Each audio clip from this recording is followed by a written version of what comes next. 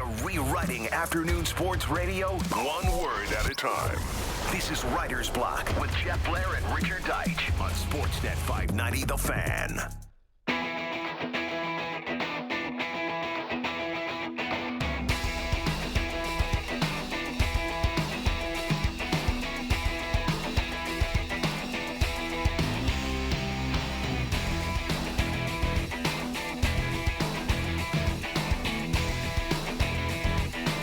Right, I don't know if we're going to approach these games against the Winnipeg Jets with the same level of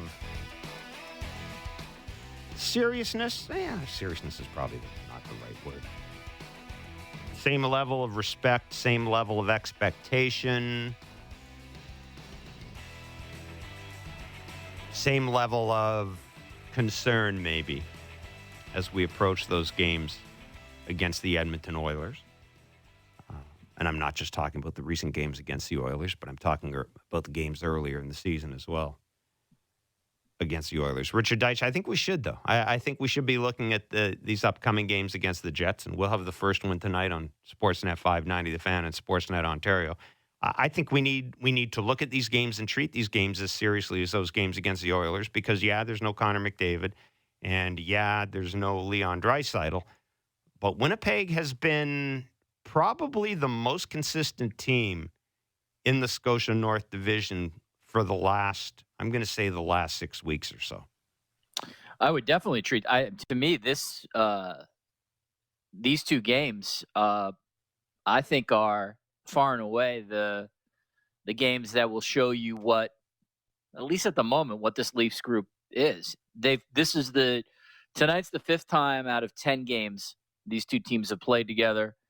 The Jets are 2-1-1. Jets have outscored the Leafs 13-12. No other team in the North Division has done that. If you look at the games, Jeff, outside of Winnipeg's last win, they've been very, very tight, essentially one-goal games. If you go deep into the analytics and the stats, the Leafs probably have the better analytics against the Jets. But again, as we've talked about many times, the Jets can steal games given their goalies. And like you said, they have Jets have played well of late. So to me, I think this is it. I think both of us are on the record saying we believe this will be the final in the North Division. I think ultimately this is the team that the Leafs have to judge themselves against regarding who they are and what they ultimately hope to be. So I think today's game and then obviously the follow-up game, I think they're big. And I think every game these teams play against each other from now until April 24th is going to be big. This much we know. The Leafs will have Jack Campbell in goal tonight against the Jets. Freddie Anderson has stayed behind on this 4-game road trip. He's scheduled for a follow-up appointment tomorrow. And, of course, following up what? I guess is the question, because there seems to be some concern as to what the exact nature of Freddie Anderson's injury is. But it's interesting how since this weekend you are starting to hear more and more talk focusing on the possibility of the Leafs needing to make some sort of move with their goaltending. And I would be willing to bet, Richard, that if you had talked to Kyle Dubas at the start of the season and said the end of March we would be wondering whether or not you were going to bring in another goaltender, he would have just stopped you in your tracks. Don't even think of that. Don't even think of that. Like, I'm willing to bet that at no point early in the year did Kyle Dubas think that goaltending would be an issue. And I understand things change and injuries happen, and I'm certain Kyle Dubas does that as well. But if you said to him then, what do you think you'll be looking for on March 31st as we approach the deadline, I really am willing to bet goaltending would not have been front of mind. It would have been probably a depth defenseman, maybe another frontline forward. But I can't imagine that in anything other than his worst nightmare did Kyle Dubas think we'd be sitting here today wondering whether or not Freddie Anderson was going to be ready for the playoffs. Yeah, and that is, that is the nightmare scenario for Dubas and the Leafs. If both of these guys, Jeff, have nagging injuries through the playoffs, Jack Campbell, at least at this point, I'm not really sure. We'll see how he is tonight, but you still don't have the confidence or the feel that this guy can, roll together 3, 4, 5 games in a row. We just haven't seen it health-wise. And then Freddie Anderson, everything we've sort of been told or talked about was that he just needs a little bit of a break to heal up and probably, maybe even more importantly, sort of to mentally get right, I should say. So, you have to hope that the hope for sure is that both guys are healthy and ready to go come playoff time, but you absolutely have to have one guy ready. And, again, I don't know if it's a concern enough where you go out and you pay a lot for another goalie, but I don't know. I'm with you. If you're Dubas, in the back of your mind, it's got to be a little bit of a worrying thought just because, at this moment, you cannot honestly say for sure that you have two healthy goaltenders heading forward. You hope you can, but there's been nagging stuff with both of these guys all year. We're going to be joined by Kevin Cheveldayoff, Executive Vice President and General Manager of the Winnipeg Jets at 3:25. We'll take a deeper dive into the Jets. Ben Wagner joins us as well. We are less than 24 hours away from opening day in Major League Baseball. The weather forecast in New York, rain tonight, rain in the morning. It looks as if it's going to clear up or at least diminish enough in time that we can get the baseball game in tomorrow afternoon. I mentioned Ben Wagner joins us. 4 o'clock, Doug Glanville, MLB analyst for ESPN, The Athletic, and Marquee Sports Network, and co-host of the Starkville podcast, along with our friend Jason Stark. He'll be along at 4 o'clock. And at 4:25, Ren Lavoie, NHL insider, joins us. The Blue Jays, as we speak, are on the field working out in the Bronx at Yankee Stadium. Still awaiting, Richard, I guess, the revealing, if you want to call it that, and I'm using air quotes, the exact details of the Blue Jays rotation going into this series. We know Hyunjin Ryu will start tomorrow.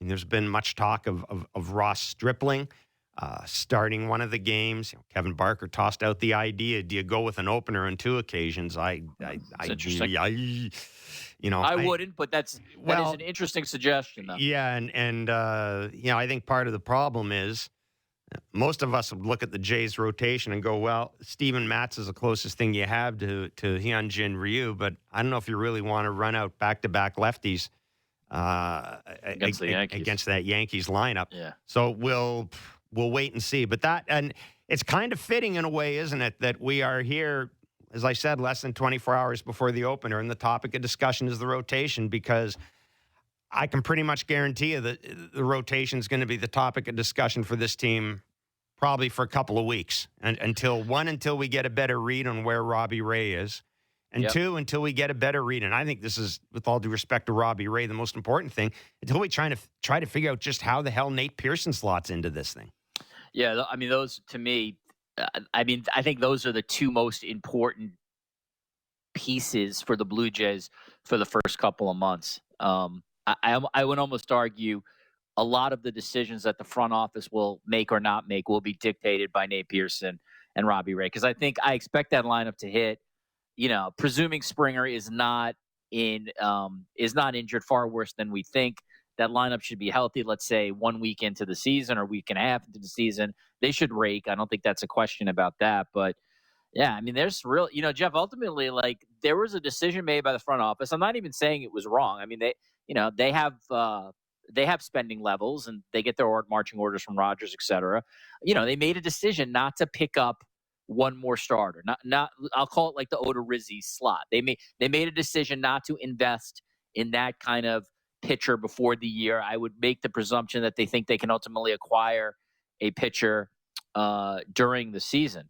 So I'm with you. We will absolutely see, I think, the first couple of weeks how this makeshift staff does. They really could be bailed out, though, by either Nate Pearson or Robbie Ray coming back and starting. But Barker's strategy is interesting. It just makes me think, who, I mean, I assume sort of anybody can be the opener, but then you need like a 3 or sort of 4 inning person. And let me just throw this out there because it has not been talked about it at all. Because everybody has talked about Baraki essentially being a left-handed specialist. Do you think, do you think Baraki could stretch out if needed as the second guy behind a first inning or maybe an inning and a half opener? Yeah, I mean, I don't think you can have a left-handed specialist anymore because you have to stay in for a minimum. So you're not just going to bring one guy in. Baraki would be one of the. I mean, if it's me, I'd rather have Baraki later in the game at the back end of the bullpen. For lefties coming in, for going against lefties. I mean, I would. I was going to say TJ Zoik, but I'll tell you what, if you're using TJ Zoik in that role, then I just assume start TJ Zoik. Like one of the things about Anthony Kay maybe provide that for you? Maybe. What you would do, I would think, is you'd want to start a right-hander and then bring Anthony Kay in. But, everything Charlie said in spring training about the opener and how using the opener was on the table, but it certainly wasn't in any way, shape, or form something he was hoping to do. Man, if you do that right out of the gate, and you're essentially saying to the team and to everybody, the thing I told you that I really didn't want to do this year? Well, I'm doing it in the first series. And I understand, guys he said that before Robbie Ray got hurt and before Nate Pearson got hurt, and things are subject to change, but I don't. This is a thing where I would love to have been around the team a little bit because you get an idea by talking to people about how an organization is leaning. And we don't, and this is no disrespect to anybody in the media, but you don't get that on a conference call or a Zoom call. You can't go, hey, Charlie, off the record, who are you leaning towards in game 2? The rest of you guys get off the freaking Zoom call. It's just me and Charlie. You can't do it. So, backdating and using the spring training rotation and all that, I think it has to be, given the way these guys go about setting up their rotation, given all the analytics they use, I just think there has to be some sort of wrinkle there as opposed to saying, well, Stripling started on this day, so now he's starting on this day. I just think it's more complicated than that.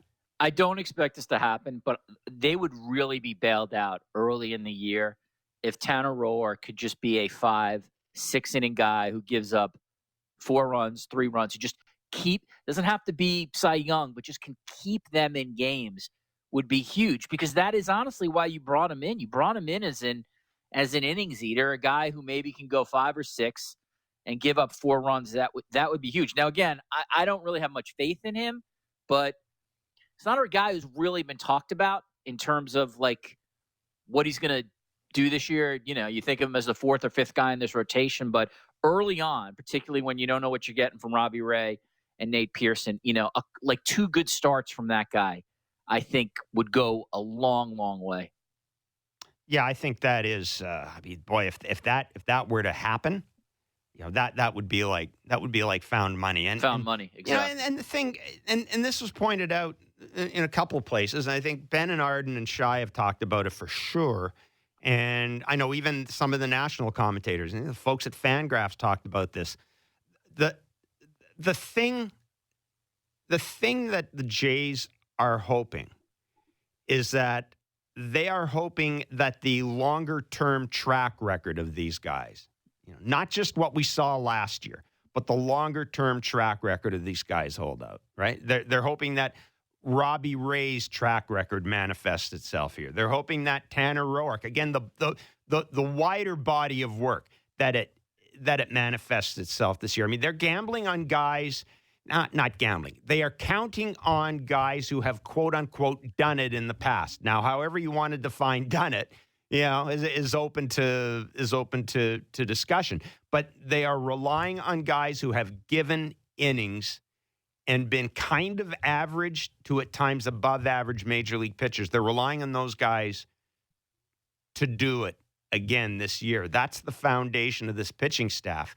And it was going to be the foundation of this pitching staff, quite frankly, even if Nate Pearson sailed through spring training and wasn't hurt.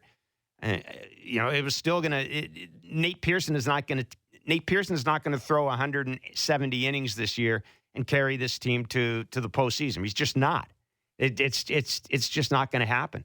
So ultimately, where this team was going to be determined by guys like Robbie Ray and Tanner Roark and maybe Ross Stripling. But, we had a caller on Baseball Central today, and I think he kind of summed up where most Jays fans are right now.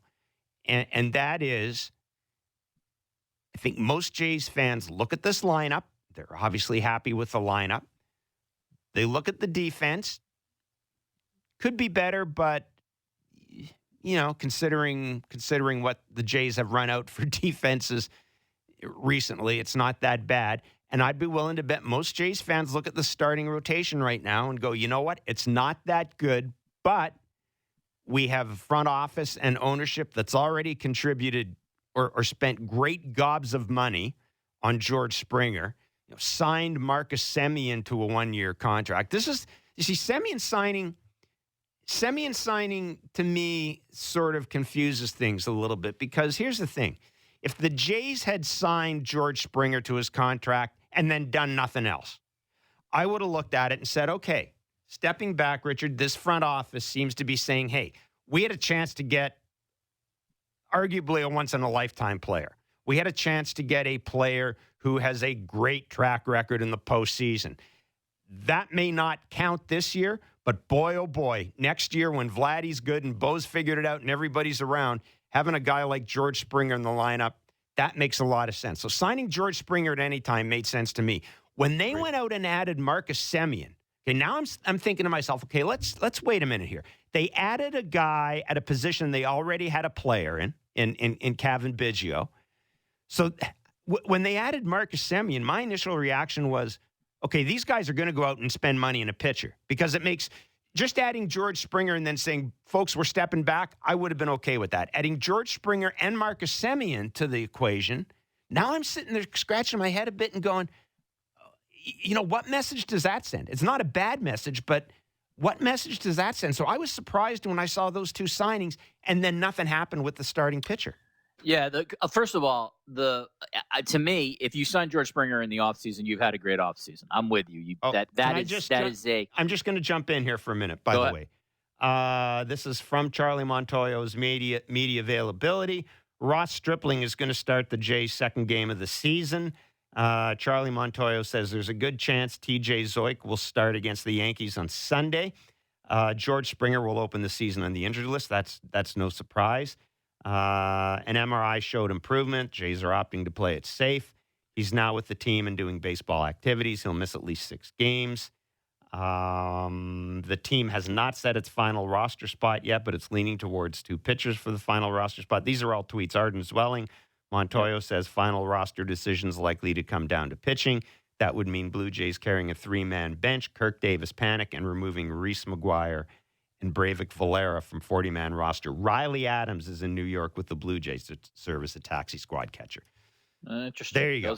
And I think actually, I think given what's available, that makes sense to me. Stripling going in game 2, and then Zoik obviously Sunday. You can't sort of. I think ultimately whattever the Yankee series brings, it brings. I would not over sort of rate whatever happens, including if you.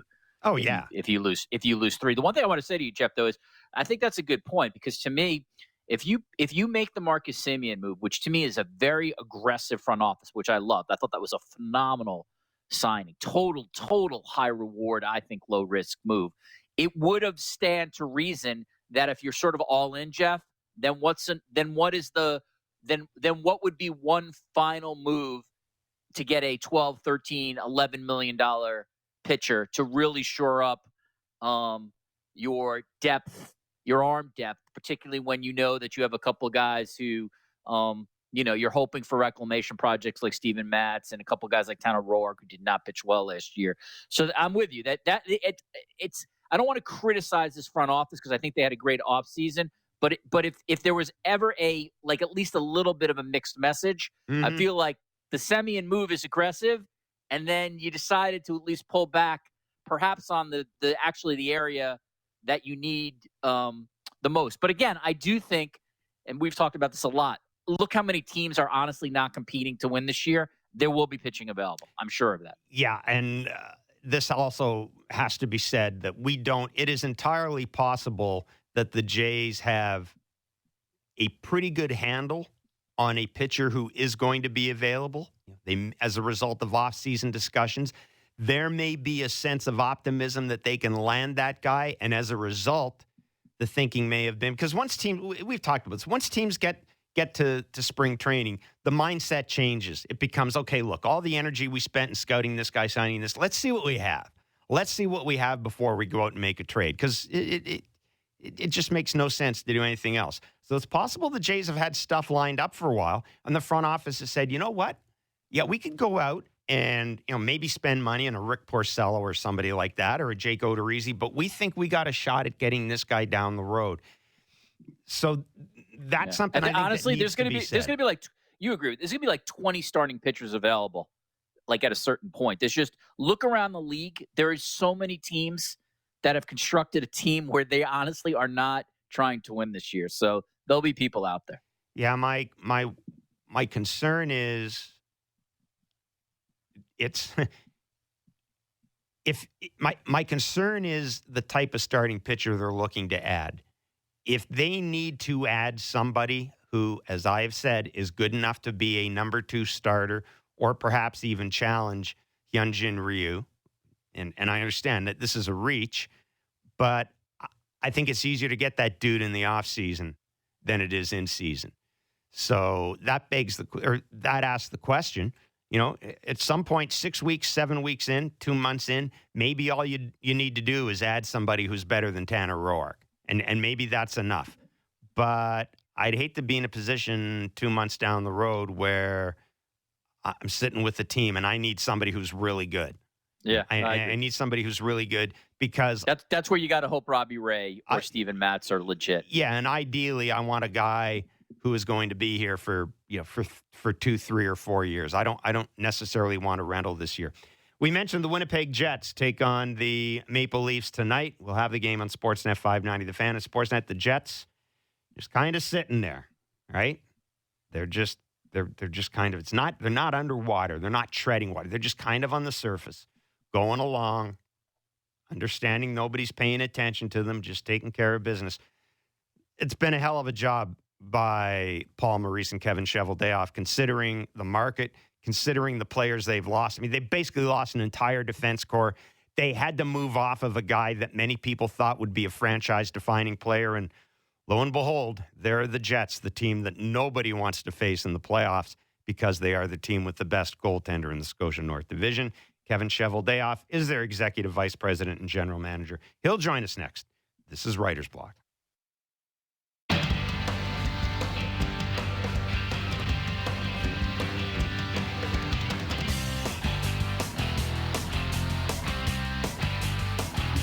Ben Wagner will join us in a few minutes, and we'll take a deeper dive into some of the roster decisions, some of the roster announcements made by Charlie Montoyo today. Also got to point out, Charlie Montoyo told reporters that he got his first vaccine shot, and he is urging his players to follow suit. And we talked about that in detail yesterday, how Major League Baseball and the Major League Baseball Players Association has come to an agreement that will allow teams to relax some of the COVID restrictions if they achieve an 85% threshold in terms of having players vaccinated. So we will continue.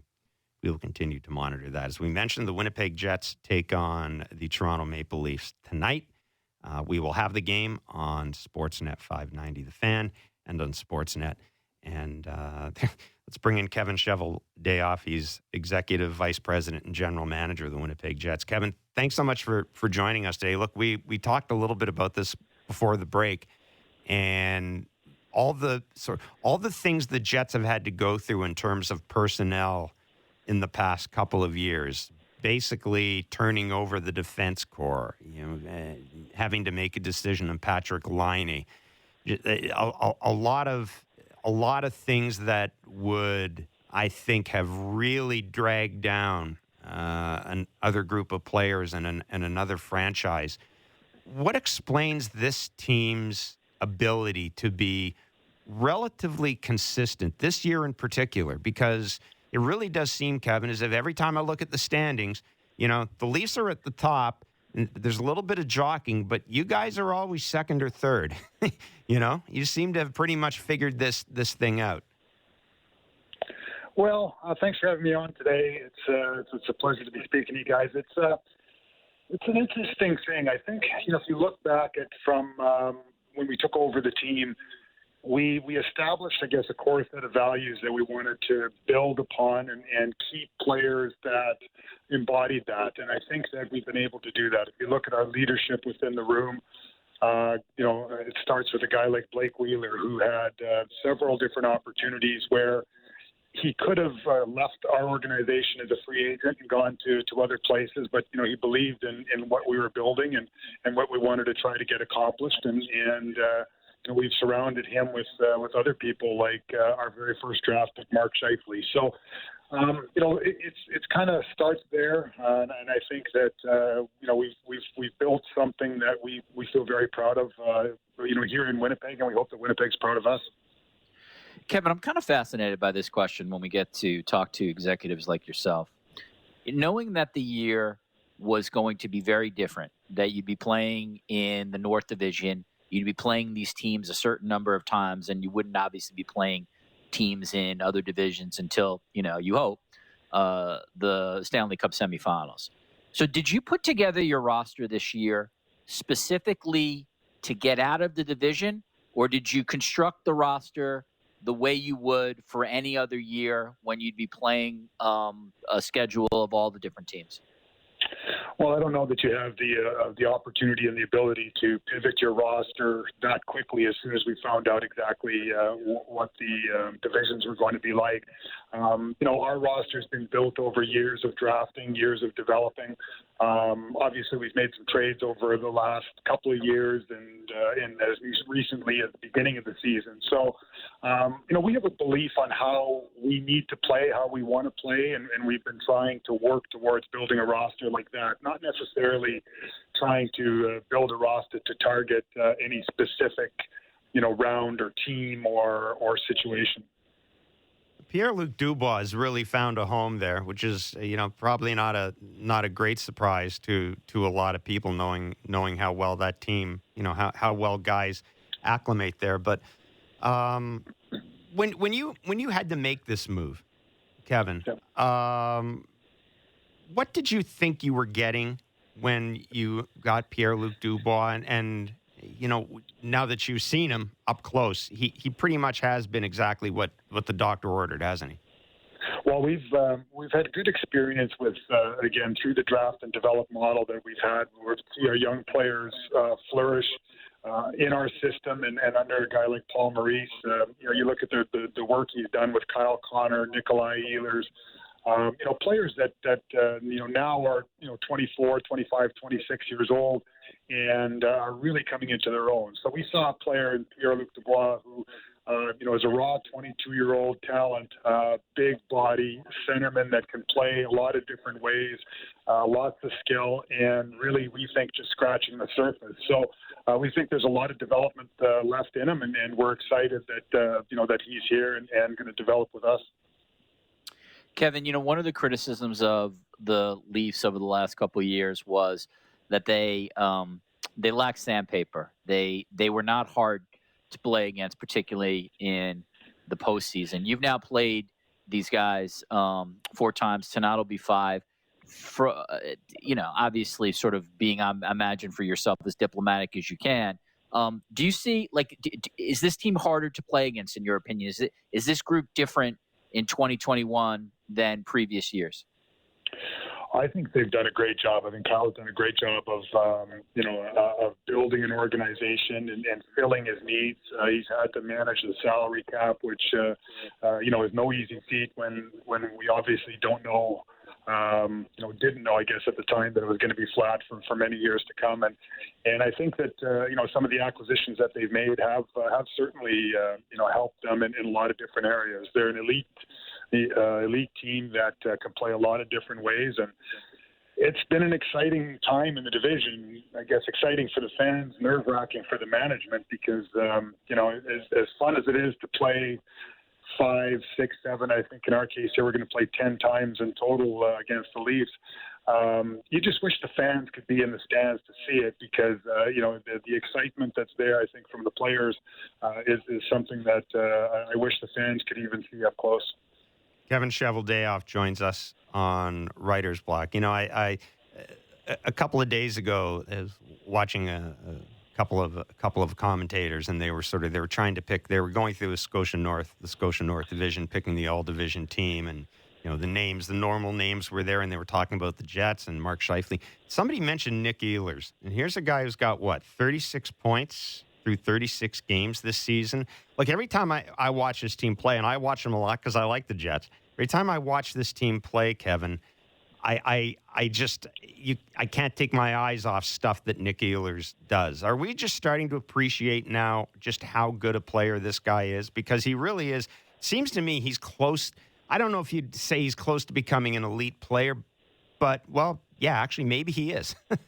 Yeah, so he made a huge step last year in the bubble in the playoffs there in Edmonton when Mark Scheifele and Patrick Laine both went down with injuries. Nikolai, really stepped up, and I think he realized, what he can bring to the table on a nightly basis. And I think that, the extended summer, the training that he's done, the maturity that's come in his game, that's just helped him to become a more well-rounded player. Like we've been a really young team for a long time. We've had a lot of, like I say, Nikolai coming in at 19, Kyle Connor coming in at essentially at 20.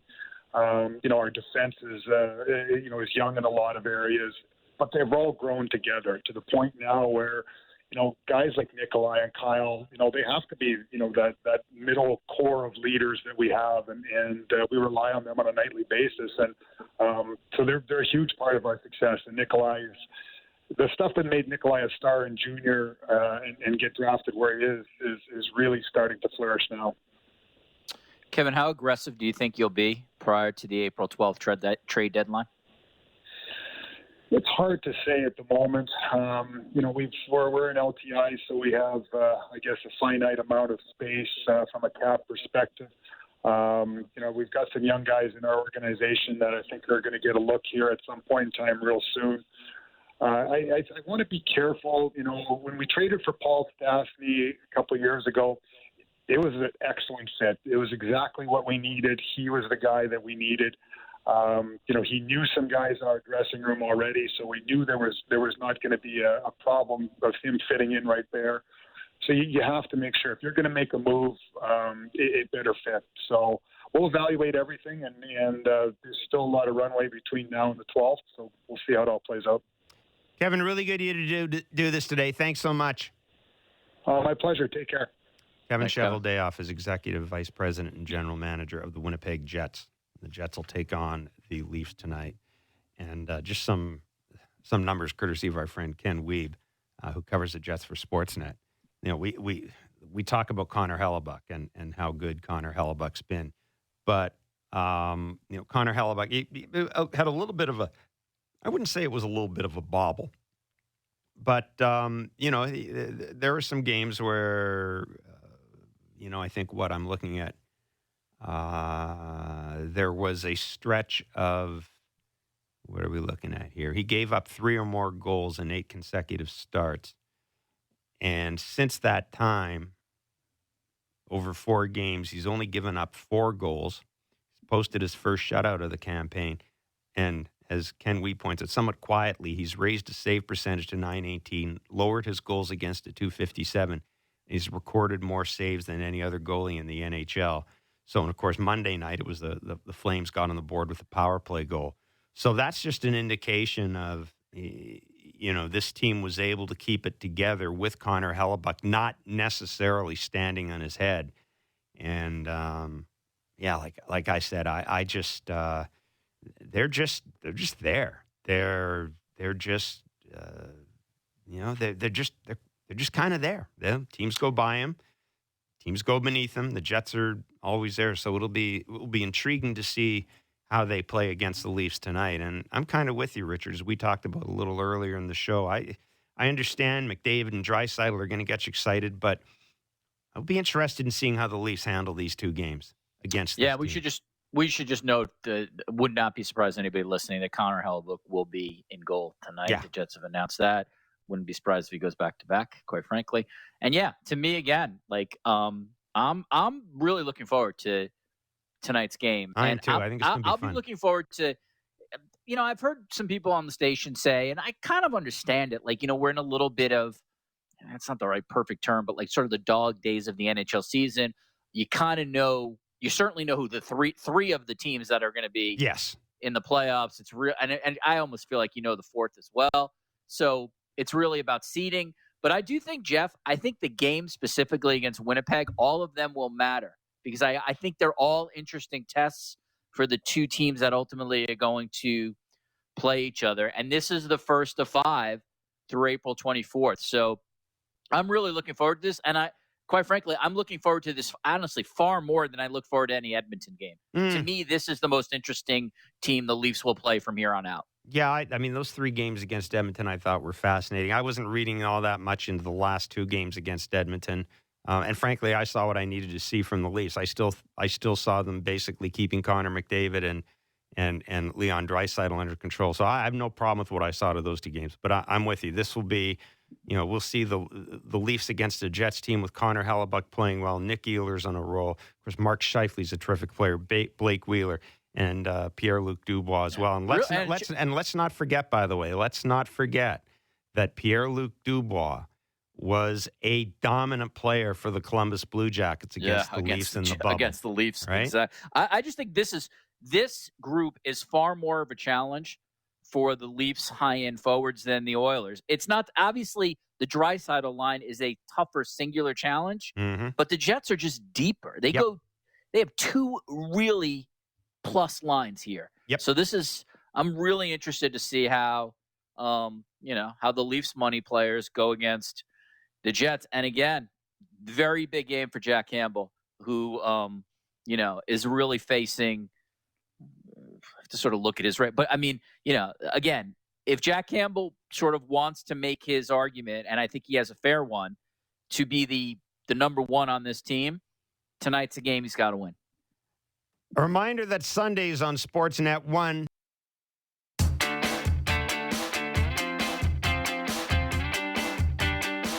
So what were we talking about a couple of days ago about Major League Baseball and how Major League Baseball had managed to get through spring training by and large with very few COVID cases, much to the credit of Major League Baseball, the players and front offices, because, well, in the case of Florida, spring training was held in pretty open communities.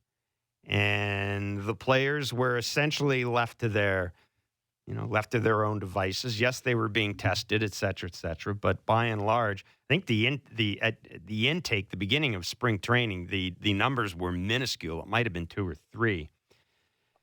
Well, this just in from Britt Giroli of The Athletic. The Washington Nationals have a positive COVID-19 test, Richard Deitch. Mike Rizzo, their general manager, said on a Zoom call they will, quote, certainly have to make some roster moves as 5 people have been deemed close contact. The Nationals will open the season against the Mets tomorrow night. Now, again, no indication as to who the players are. If indeed they are players, one would assume they're players if they have to make roster moves. But there you go. You get through spring training and you feel pretty good about yourselves as far as COVID-19 goes. You've got some vaccinations out there in society now. And here we are. Yeah, that's a big number, that 5. That's one to pay attention to. That is a big number. If that turns out to be players, that's a big issue for the league because we're looking at cancellations there. But, let's not sort of get ahead of ourselves. But, Jeff, I feel like we're, this Truman Show, and we're basically having the same conversations we had, 9 months ago. There's going to be positives. Like, it's going to happen even with vaccinations up in the States. And you do as much protocols as you can, But for all of these leagues, Jeff, like there is an element of luck and happenstance. You have to get lucky that you can get through this without significant delays and significant cancellations. But I expect it to happen. I would honestly, I was thinking about this the other day. Like, do I expect more of it to happen because the case numbers are heading up in the States now? Or would I expect more of it to happen, let's say in September, when people think it's over, but yet, the logic is you still be able to catch it, even if 80% of the United States is vaccinated. I don't know. I just know it's going to happen. And I hope for all these sports that they get through it healthy and without a ton of cancellations. But that's not a surprise at all to read. Let's bring in Ben Wagner of our Blue Jays Voices on Sportsnet. The Jays working out today, or I guess they finished their workout now in the Bronx. They will open the season tomorrow. We will, of course, have the game on Sportsnet 590 The Fan and Sportsnet Baseball Central pregame edition. We'll get you set for the first pitch, and then Barker and myself will handle Blue Jays talk duties after the game. Mr. Wagner, you'll be part of the coverage as well.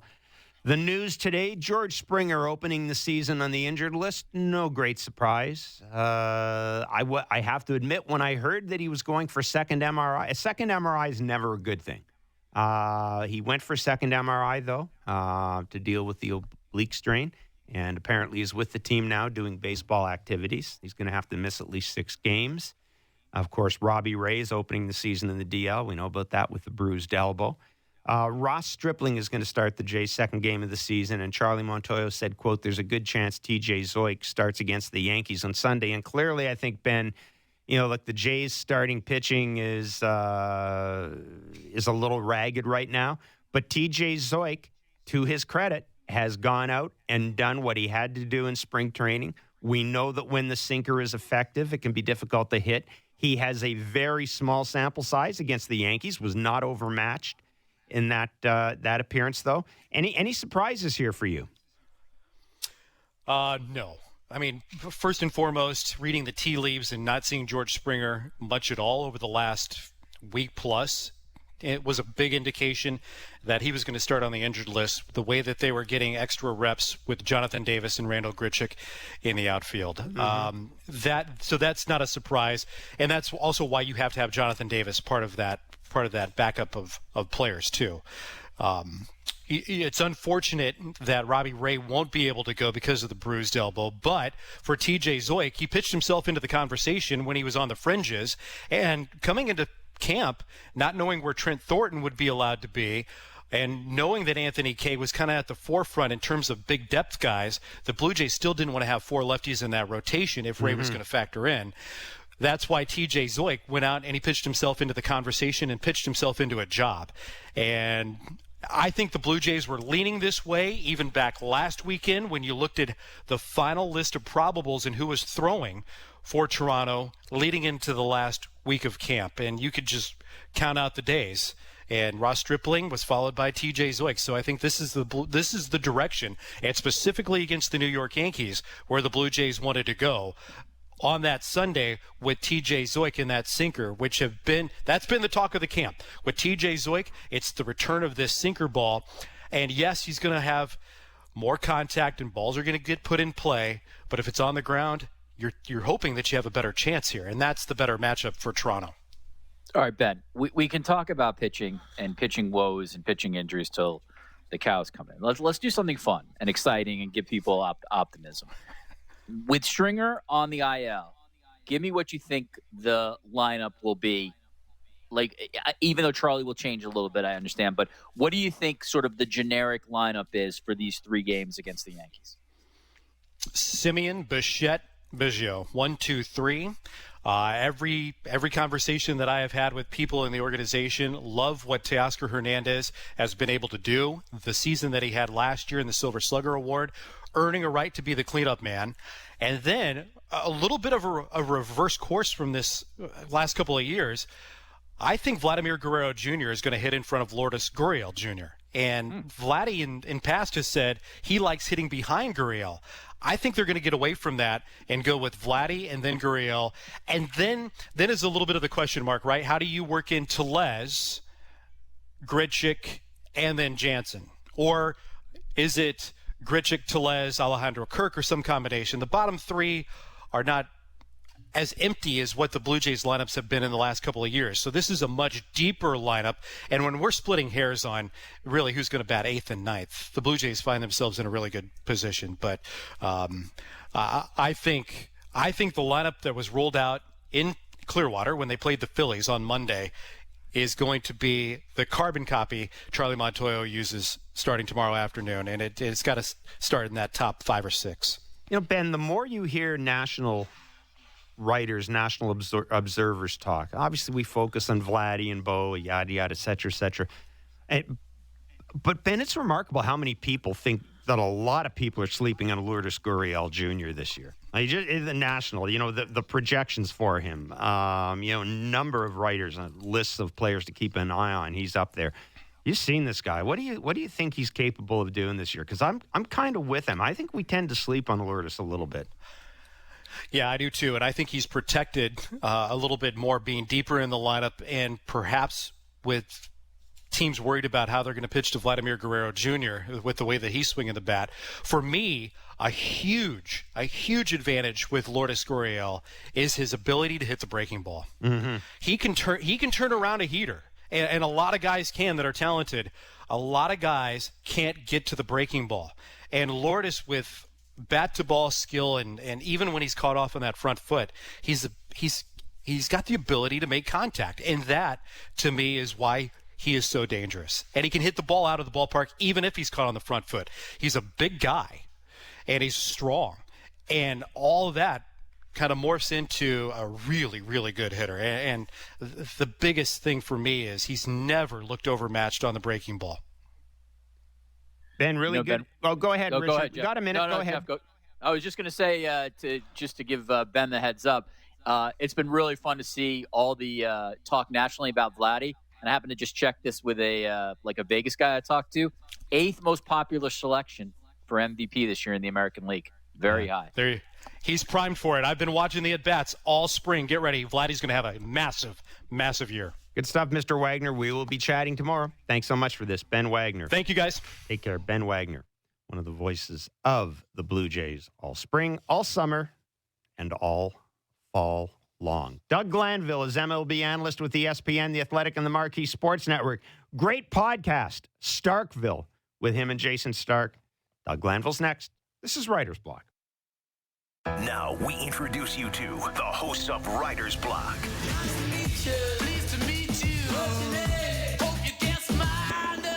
Here are Jeff Blair and Richard Deitch on Sportsnet 590 The Fan.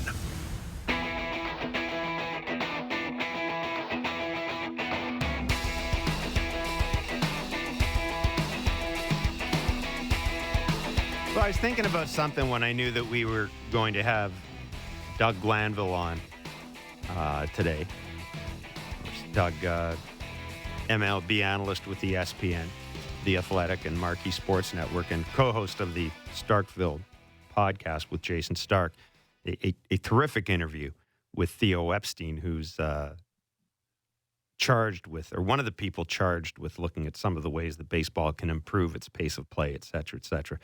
But I'll make the story very quickly. A couple of years ago, we were around the batting cage at George Steinbrenner Field in Tampa. And there are 3 of us, 3 writers.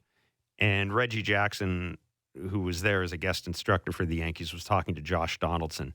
And they must have talked for an hour.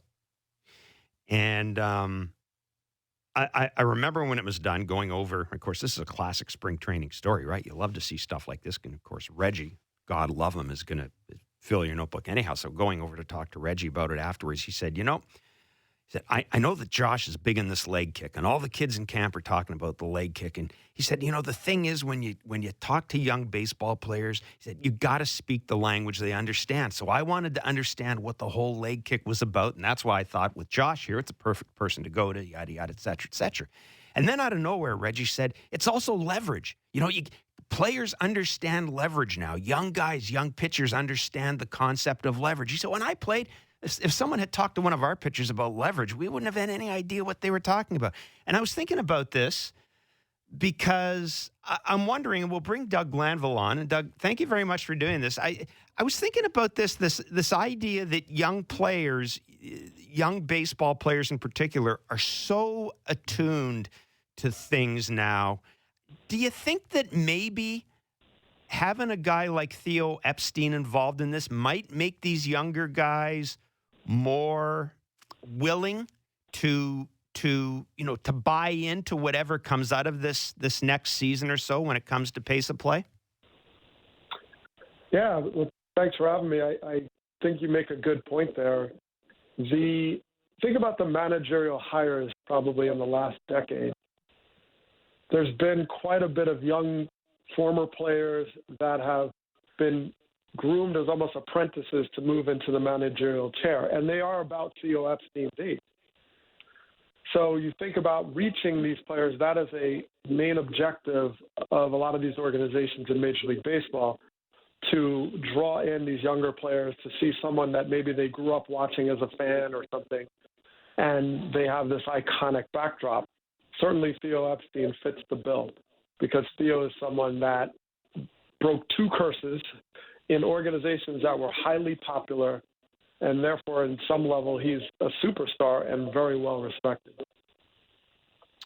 Doug, I'm curious, not necessarily who you think the best team is in the league or the team that you'd predict to win the World Series, but what is the most interesting team to you right now and why? That's a good question. The most interesting team. Well, you go into 2021, I'm really curious about how any of these teams adapt on what we just went through in 2020. You have organizations that had to learn how to use the DH on a day-to-day basis. You had to deal with, obviously, a pandemic and adapting to uncertainty on whether you are going to have the same personnel the next day as you did the day before. So there were some unique challenges, let alone all the rule shifts and the uncertainty and the new playoff format. I'm curious which teams come out of that giant adaptation and move forward in a way to get back to something that reflects their priorities as an organization that's unique. But if you go down the list, let's take a team like the Minnesota Twins. It sounds interesting, but I noticed they probably have two guys in the lineup that don't strike out very much. Now, is that, you talk to Theo Epstein.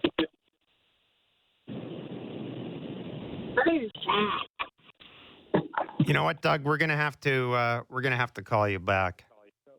I'm back here. So, is there going to be a slight shift in teams that start to focus more on contact, for example, putting the ball in play, or we have a quote deader baseball right now?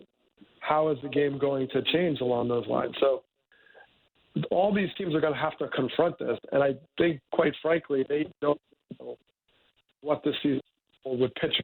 Have to go deeper in ball games or at least deeper in a season when you had a 60-game season last year. So, Doug, I want to bring it back just a little bit to this interview with Theo, because it was really, I mean, when Theo gets going, Theo's really good, and Theo's not afraid to say stuff. As a guy who played this game, are you concerned at all that maybe we're tinkering with it too much? Absolutely. I mean, I always think of something George Will said once. He said, when you try to make something perfect, you make it worse. So you have to be careful with, first of all, the trust in the source of who's driving the change, right? Is it going to be by consensus? Is it by volume? Are we going to talk to certain experts and weigh their opinions more? Are they the players? So you have a lot of opinions about this. I'm sure some players are like, hey, the home run games are fine. And sure some pitchers want the ball deader than it is now. So you have a lot of challenges on convincing so many different audiences with very diverse opinions and viewpoints about their team and how the game should be played. You think about how everybody enjoys the game differently. You have purists and traditionalists, and you have innovators, and you have lifers or whatever. You have so many different perspectives on it. So I don't know how they're going to actually get past that barrier. And within that, they're going to have to figure out a way forward. So fix is a strong word. And often when you try to, quote, fix something, you're already implying something is broken and you are the person to do it. And I think he tried in that interview to express that it was considerably larger than himself. I want to follow up one thing on that, Doug, if I can.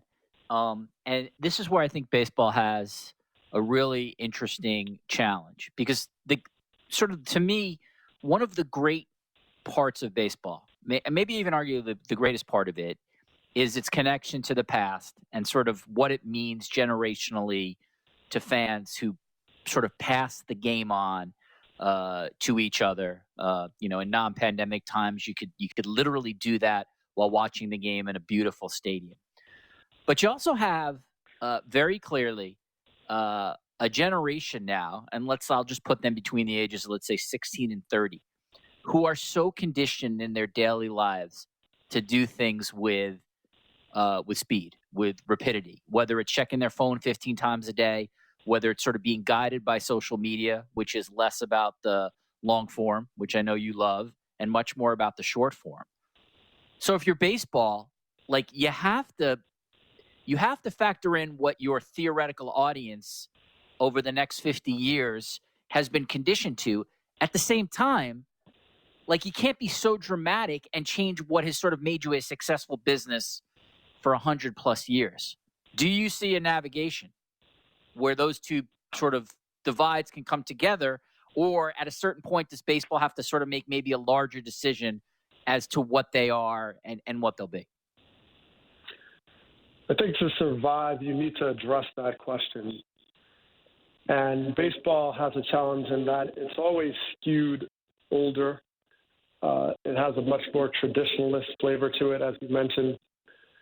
And at the same time, there are feeders to becoming fans of the game, or maybe through Little League or through sort of youth movements along those lines.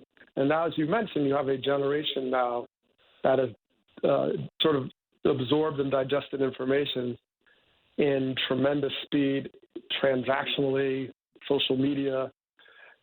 And within that, you have a challenge to figure out how to draw these new sort of fan bases together. And baseball struggles all the time with that because you want the pace and the timelessness of the game, no clock, married with the fact that you have, 8 minutes in a game where no ball is put into play. I mean, it's shifted so much to synthesizing information to throw a pitch to the point where you're getting into this stalemate. And I believe that's a problem regardless of what generation you're trying to appeal to. You're losing something and you're not gaining something on the other end. So they have to address it. And I do think that part of the solution is marrying generations around certain things that don't have to be mutually exclusive. Doug, what are your expectations for the local team here? What are your expectations for the Blue Jays in 2021? High expectations, man. I mean, this is a really talented team. Tomorrow on ESPN, I'll be in studio for the first game of the Blue Jays to play the Yanks. And I keep looking at this lineup, and I see no ceiling. I just see guys that just 1 through 9 can hit home runs for power. They're athletic, they're skilled, and they're getting better. And it's going to hinge, like most teams, on pitching to a certain degree. But even then, the Blue Jays have made great strides. So this is going to be one of the most exciting teams in baseball to watch, certainly on the offensive side of the ball. So I would say Blue Jays fans should be jumping for joy because they're young, and they're actually the bridge of what you just spoke about. You have, first of all, I feel old because I played against Vladimir Guerrero. I retired before he retired. His son is now in the game, and I'm not even playing anymore, so it's kind of scary. But I appreciate that this young generation gets to see the children of the great players of my time, and they're performing already at a high level. Yeah, I hate to age you, Doug. You probably played against Dante Bichette and Craig Biggio, too. Absolutely. Dante, no doubt. So, yes. Obviously we are focused here on the Yankees because it's the first series for the Blue Jays. And, it doesn't really seem like any kind of genius analysis. I think if the Yankees bats stay healthy, Sanchez and Judge, et cetera, if they're obviously going to hit, the more interesting thing to me is, what's after Cole and how much can you trust Corey Kluber and people like that? And where are they going to be at the end of the bullpen when you got to close games? What do you make of that team? Because obviously in this market, the Rays and the Yankees, I think, are the two teams we're going to be paying attention to all year. Yankees right now are banged up. And the fact is that has been a problem for them consistently. And it happens to every team, but when you lose Judge, Stanton, pretty much as a regular occurrence, you have, many other guys out, whether it's Severino and Sanchez, who knows what you're going to get. He was horrific last season. So I don't know if you can just pencil them in on being great and consistently so because they have so many interruptions. And that's been a problem for them. And even on the pitching side, as you said, like Kluber, pretty good spring, but he's coming back from, basically missing 2 seasons. And you don't know when Herman or all these other cats in their rotation are going to be able to take the mantle. If Kluber's down, now you need a number 2 or someone to step into those shoes. So there's a lot of concern for the Yankees. And one thing they've relied on a lot is to be able to make the moves they need to make at the right time so that the trade deadline or all these other scenarios allow them to compete regardless. But we saw last season Shapiro and company in Toronto make the moves that they need to make because he saw that they had a smaller sample size to work with in 60 games and said, hey, I can go for it as Toronto. I can make the move now that I wouldn't have made if we had a 162-game sample. I think that gave Toronto a lot more confidence going into the season.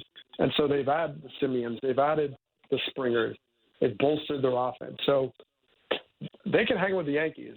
This is a team that's going to be a nightmare to pitch against, without a doubt. It's fascinating hearing you talk about Aaron Judge and Giancarlo Stanton, and I know, a lot of some of the media in New York, I believe it was Ken Davidoff and some others, wrote an interesting piece as someone who spent a lot of time in the postseason around those Yankees teams with the core 4, as a reporter. I realize now just how much I took for granted, Doug, the fact that when I went out to see the Yankees play or when I went out to cover them, number 2 was going to be at shortstop. Jorge Posada is probably going to be behind the plate. At some point, Mariano was coming in the game. And it just kind of reinforced in my mind just how special that core group of players were because for the most part, Derek played every day for the most part, for the longest time. And that's something that I think, when I look at great teams, I put a high value in that. Were you there every day? Were you there in the Saturday afternoon and, I don't know, in Arlington and also there in the Sunday night in Boston? And those guys played so much baseball. Well, I always quote Rick Sutcliffe, colleague of mine in many years. He always says the best ability or the most important ability is availability. So, you think about Jeter, and I want to say when he got hurt and he dislocated his shoulder, I thought it was in Toronto, actually. Mm-hmm. So sliding into third base, yes. Ken Huckabee hit it, landed in his shoulder. Yeah, it was sliding third. Right, he was covering third. Yeah, I remember that. So, but yes, there's no doubt that the ability to be on the field every single day matters, and you don't have that dependable core group in Yankee Stadium right now. You just don't have that. You still have uncertainty when you kind of go around. First base, LeMahieu almost didn't sign. Sanchez might hit 175. This guy's Stanton's hurt all the time. Judge is out. I don't know. So, yes, on paper, that's a team that can excel. Mm-hmm. But they also struggle with being on the field. And those lost games in now what is a 162-game season are going to show up in a way that can be very damaging over significant stretches of time. So you got to, any of these teams and the Blue Jays are certainly one of them, hang in there and, get off to a good start and all these things that could really shift their future. Doug, thanks so much for doing this. As always, it's great to talk to you. Best of luck with I was going to say best of luck with the podcast with Jason, but I know both of you, so you don't need it. It's going to be terrific, my friend. Thank you so much. Yeah, I appreciate it. Always a pleasure. And giving a big wave to Toronto and Canada for me. Take care, man. Thanks, Doug. It's Doug Glanville, MLB analyst with ESPN, The Athletic, and the Marquee Sports Network. The podcast is Starkville. It is with Jason Stark and Doug Glanville. And as I said, the discussion they have with Theo Epstein. When Theo thinks that he is talking to people who are in the same intellectual plane he can be a really, really good interview. I like Theo in-depth. Epstein. I think he's very smart, but I have always found that I do, this is just, and again, my read totally from afar. I do find that Theo Epstein sort of sizes you up, and if he thinks you're a bit of an intellectual, he'll go with you. Yes. And if he doesn't, it's a little bit of a dismissive kind of take. Is that a fair estimate by me? 140% fair. The best, and this will not surprise anybody, but the best Theo Epstein profile that I have read was written by Wright Thompson. So that there you go. That feeds into exactly what you said. He's not standoffish. I've talked to him a couple of times that, down around the batting cage, general manager, blah, blah, blah. But you just get the impression that there are other places he'd rather be. And I will say this to Theo, at least initially, he was really good with the Boston Beat guys. I don't know what happened towards the end, but at least initially he was really good to the Boston Beat guys. But if you get a chance to hear him talk to people who are in the same intellectual plane and both Jason and clearly and both Jason and Doug are, he is really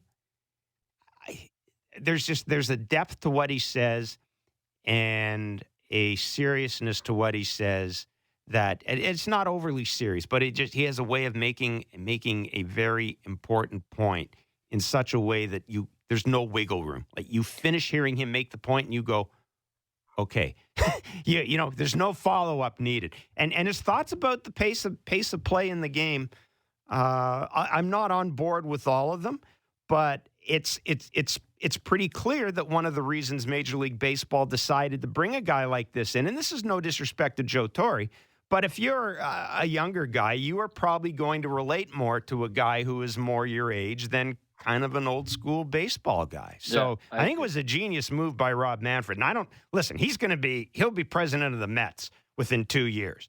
Like he will be.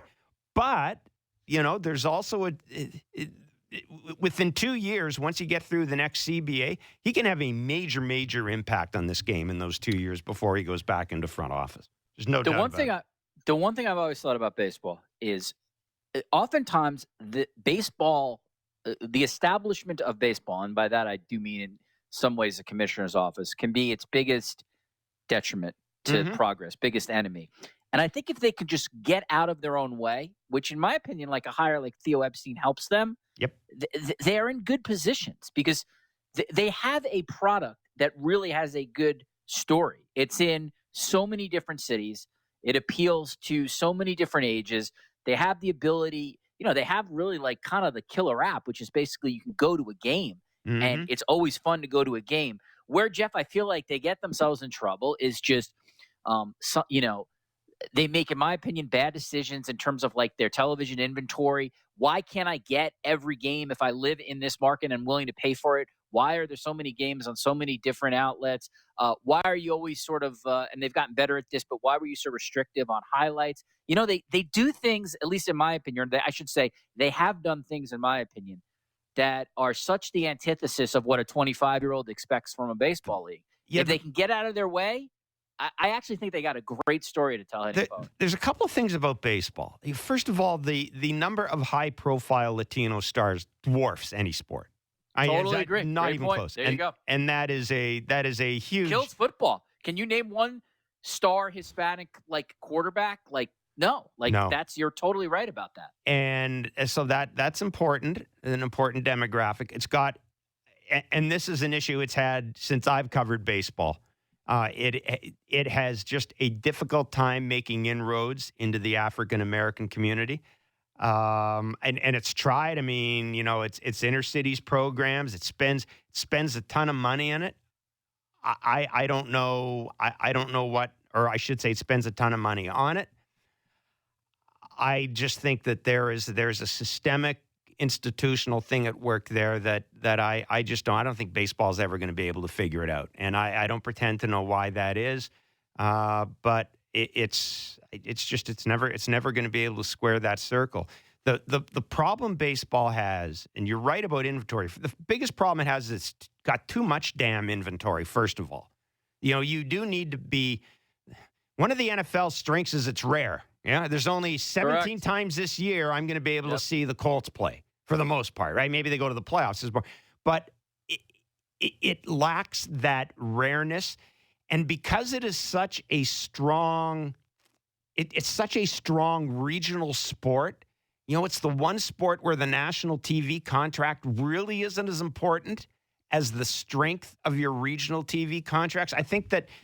Because of that, Richard, you tend to jealously guard the regionality of that sport, and that prevents you, I think, at times from having that wider view of making everything available to anybody. Right, which is why which is why it's almost unconscionable, Jeff, that they have blackout rules that prevent fans in certain locales from watching games, or they have not figured out a way to untangle all the ridiculous issues, particularly with those Fox RSNs that have now been sold. Like, again, there are people in certain markets, Jeff, that cannot watch your product and would be willing to pay to watch it.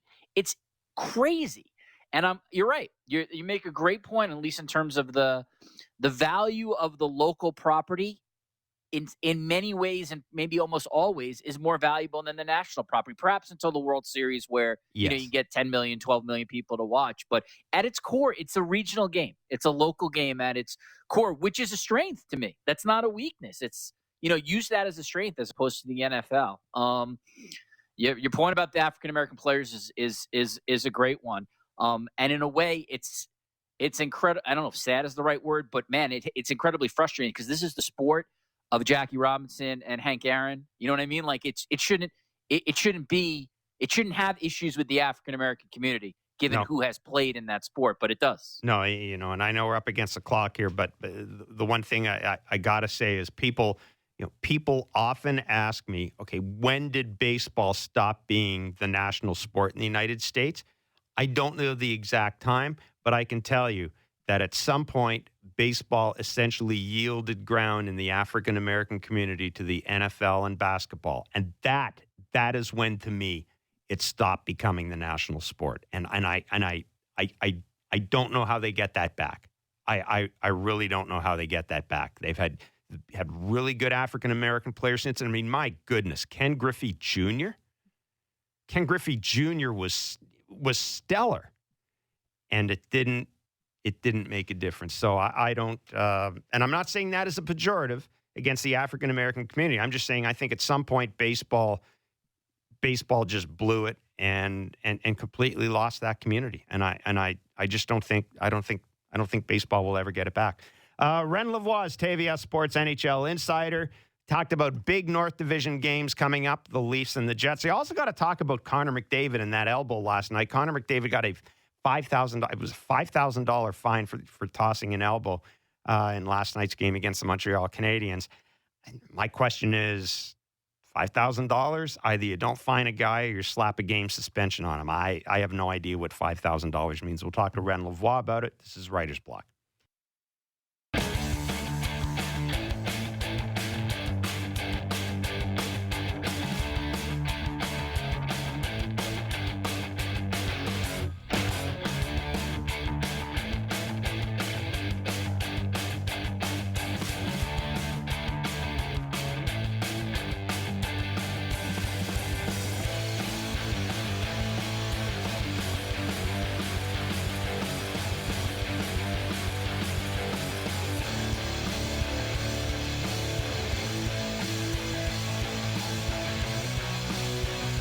guess I get what the NHL's doing.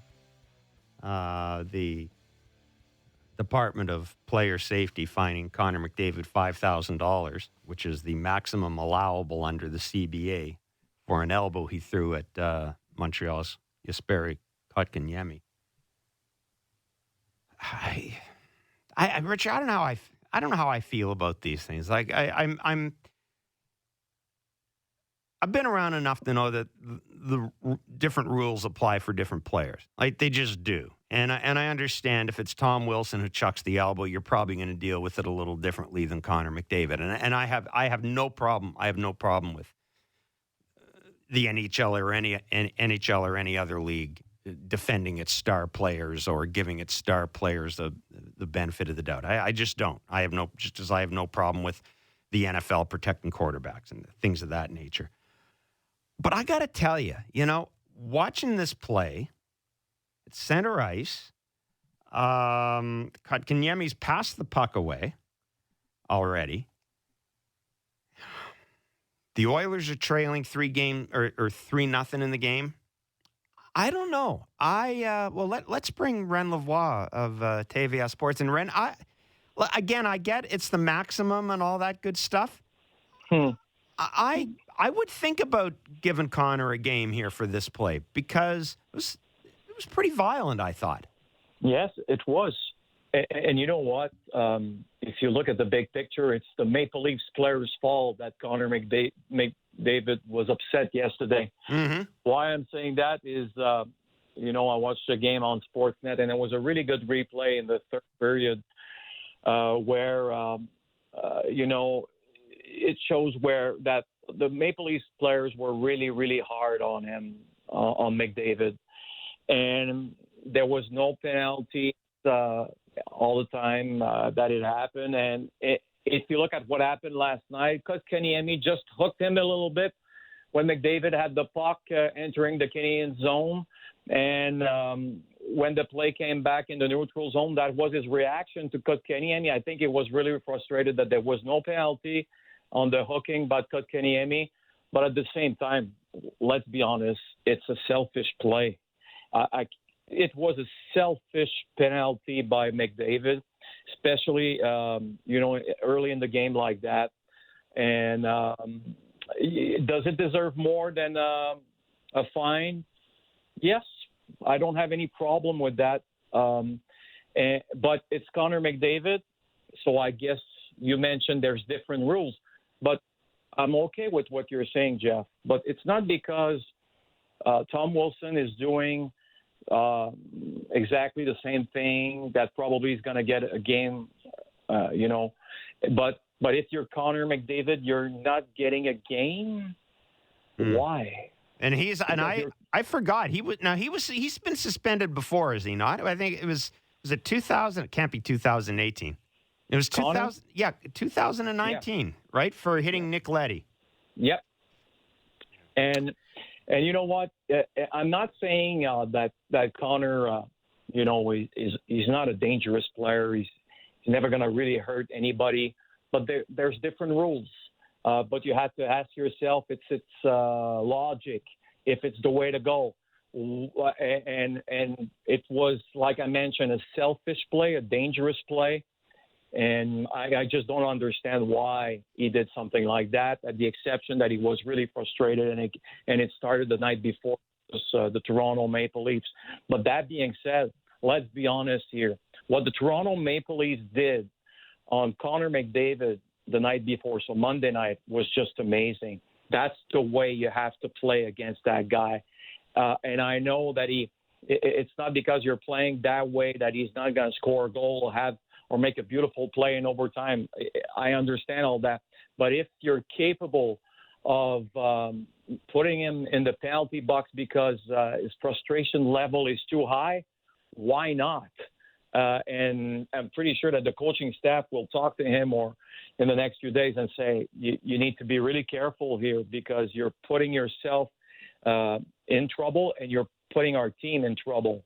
So I think it was really, at the end of the day, a selfish play by the Oilers captain. Ron, I just want to follow up with one thing. I actually, as you and Jeff were talking, I just watched it again. he absolutely should get a game. I mean, that is I know. that is as intentional a high elbow I know. directed at a player. I mean, know. to me, it's clear cut. So here's what I want to get your response to. And I get it. There are different rules for different players. This exists at every sport.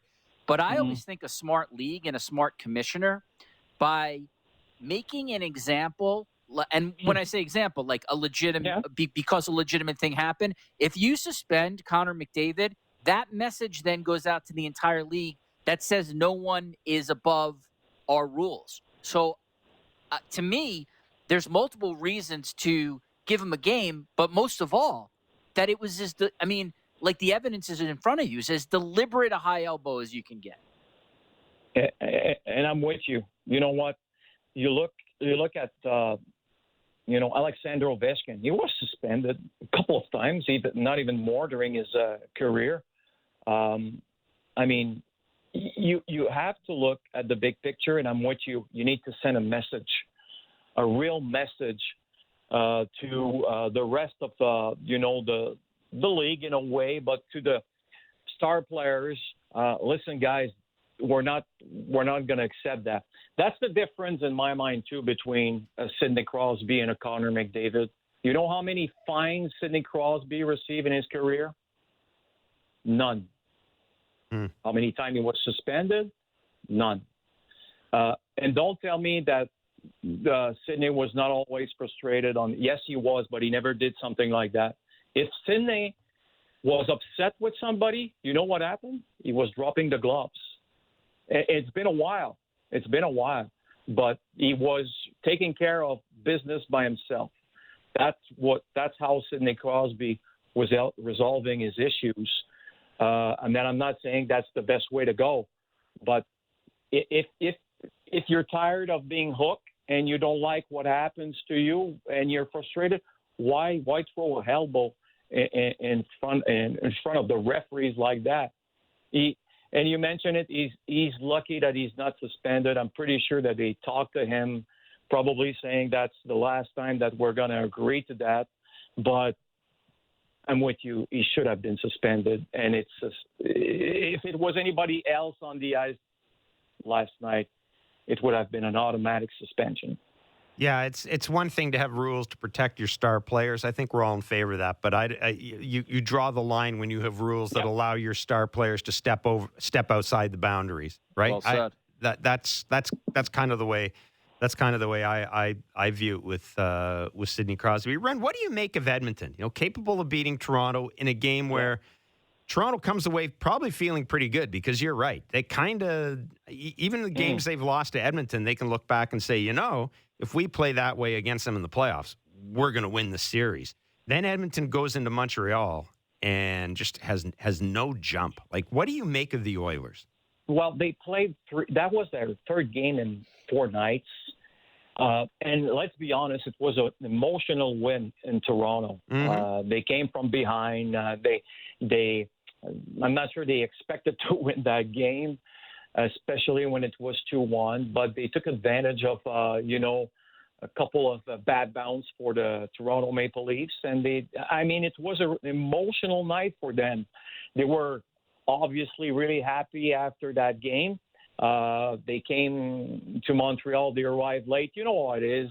You're a little tired. It's your third game in 4 nights, and at the same time, the Canadians didn't play a game for 10 days. So they had all the jump, in the world, and all the energy, I should say, in the world.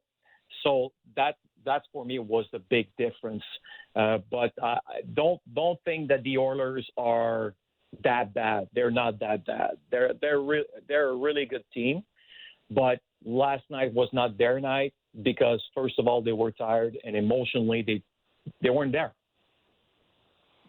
Ren, are you like Blair and I, really looking forward perhaps of any of the opponents that the Leafs are going to face over the next month or so? I feel like the Jets are the real test. To me, these are the 2 best teams in the North. I'm not necessarily saying it'll end up this way, but I feel like you're really going to get a sense, I think, of where both teams are when we see the results of these 5 remaining games for these 2 teams. Yeah, totally. And you know what? talking to a few players there, I do believe that they have like big goals. That's the best way to say it.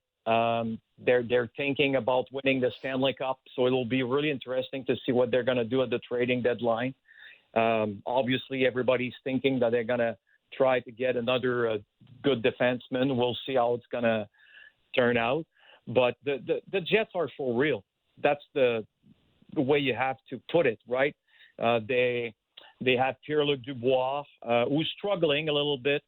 But I had a good conversation with Pierre-Luc, and what he mentioned to me is he looks at his team right now, and for him, he looks at the Tampa Bay Lightning of last year, and in his mind, and I'm really saying what he told me, he feels they are the Tampa Bay Lightning in a way.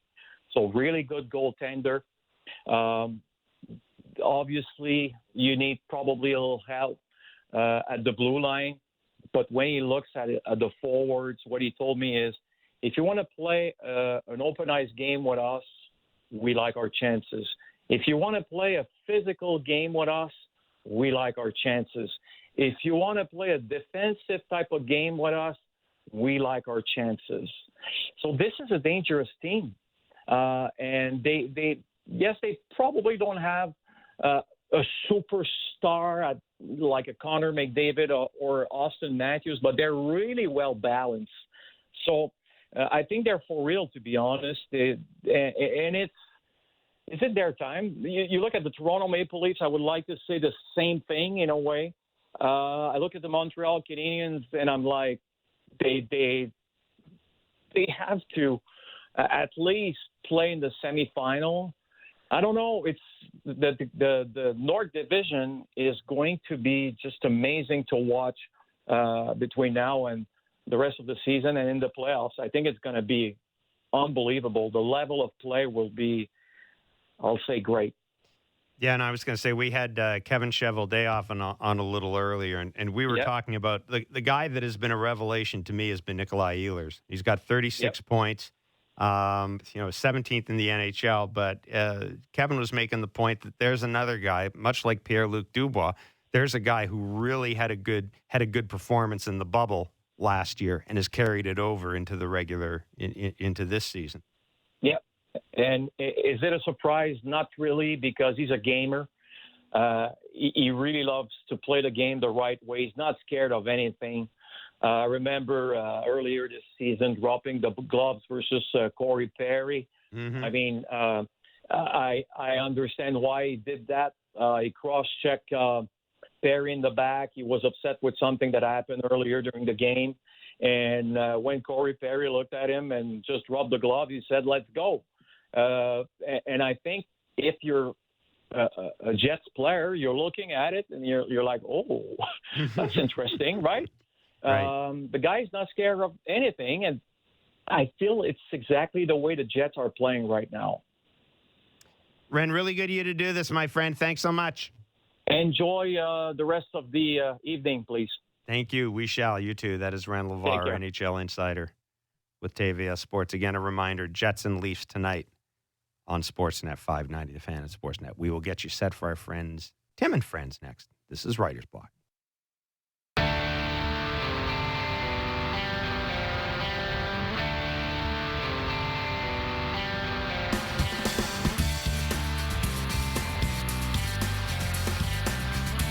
All right, a reminder that tomorrow Baseball Central will get you set for the Blue Jays opener. We'll be on the air from noon to 1, and then Kevin Barker and myself will drive you home after the game with Blue Jays talk again. 1:05 first pitch, the scheduled time for first pitch tomorrow between the Blue Jays and the Yankees. And the weather, dicey tonight, dicier tomorrow morning, but it looks very much, at least as if indications are now, that they should be able to get the game in tomorrow afternoon. So again, 1:05 first pitch, and Mr. Deitch, it's one more sleep, and Major League Baseball's here, and it's going to be another weird season for Blue Jays fans. But I think you get the sense that this team is positioned. It's It's going to need a couple of breaks. It's going to need the charity of others. And if it can add somebody else, another starting pitcher, this team's really well positioned. I agree. I'm excited about this team. I'm excited about baseball starting tomorrow. Hopefully the weather cooperates. I think they're a playoff team. I wouldn't go out and predict they're going to win the division. I think that's who's to say. I think it'll be tight between three teams, but I like them, Jeff. I think their lineup when Springer is healthy is phenomenal, and if they can stay healthy all year, I expect Vlad to have a big year. I expect Bo to have a big year. They're in good position. They do need another starter, unquestionably so, and I think they're going to need either Robbie Ray or Nate Pearson, honestly, to be like a legit 2 or 3. If it's just Ryu, and you have to hope he stays healthy, Jeff, man, you may have to actually get a starter very early in the year. But they're positioned well. It's especially after watching the Raptors the last couple of weeks, I'm really psyched to see the Blue Jays. There will be lots of baseball talk ahead, and Tim and friend Shai Davidi, MLB insider with Sportsnet, joins the boys in the first hour. Ken Reed, Tim Kirkjian. Speaking of baseball, Chris Cuthbert and Elliot Friedman. That's it for us. Baseball Central tomorrow, noon to 1. Have a great night.